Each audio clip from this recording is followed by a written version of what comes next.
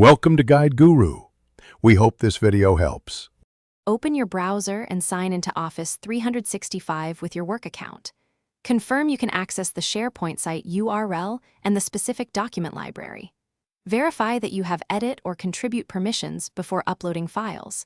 If you plan to sync files, open OneDrive and sign in with the same account.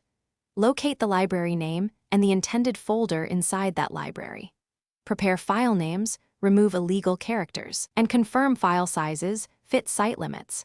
Keep file naming consistent for easier search and versioning later.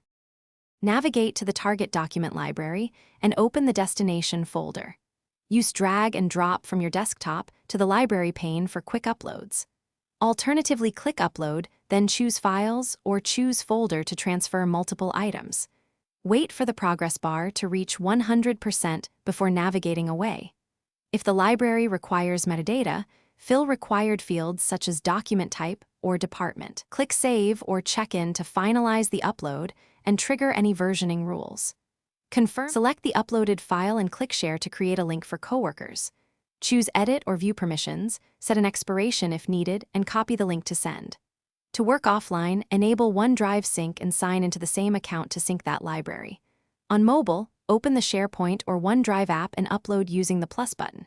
If an upload fails, check file size limits and path length restrictions before retrying. Clear your browser cache, try another browser, or contact your Sharepoint admin for persistent permission errors.